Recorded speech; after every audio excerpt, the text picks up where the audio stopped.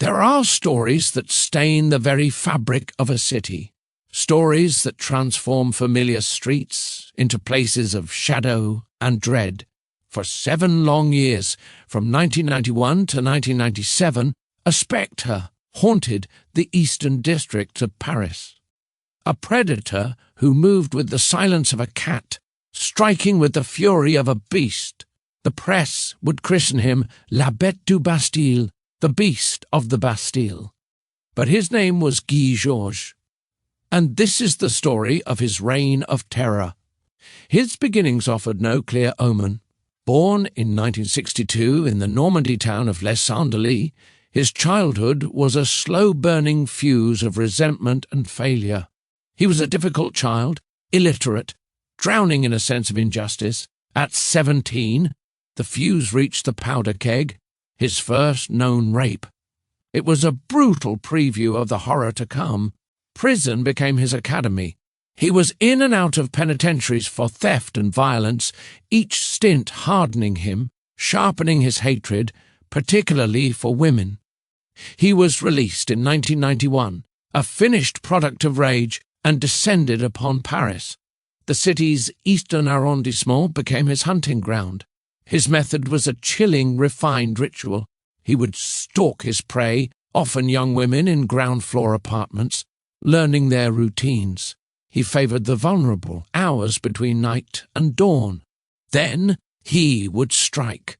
A forced window, a jimmied balcony door.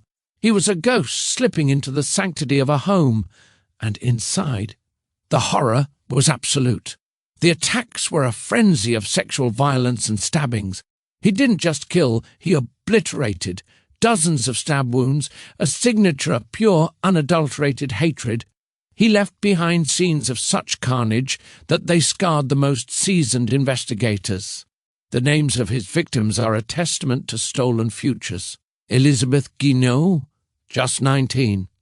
Helene Frinking, a 39-year-old Dutch psychologist. Catherine Rocher, 24, stabbed 27 times. Nathalie Lemaire, 21. Patricia Sard, 31. Magali de Ribarole, 36. And finally, Esther Kay, a 19-year-old German au pair. 7 lives brutally extinguished. The police investigation was a monumental puzzle. They had a genetic profile from the crime scenes, one of the first major uses of DNA in France, but no name to attach it to. The killer was a phantom, vanishing into the urban labyrinth. The fear was palpable. Women changed their routines, installed extra locks, lived with a constant, low-level dread. The break came in 1997, after the murder of Esther Kay. Witness provided a vague description. It was enough. Police launched a massive DNA dragnet, targeting men with histories of sexual violence. On March 26, 1997, they found their man. Guy Georges was arrested at his mother's home in Normandy. He was eerily calm. Confronted with the irrefutable DNA evidence, his facade eventually crumbled, and he confessed. His trial in 2001 was a spectacle of cynicism.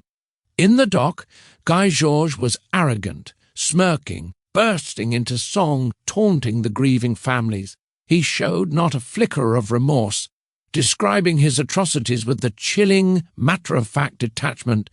It was the performance of a man completely divorced from humanity. Facing him, the families displayed unimaginable courage, their profound grief a stark counterpoint to his monstrous indifference.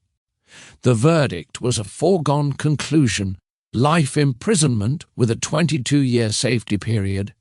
The beast of the Bastille was finally caged, but the echo of his crimes remains.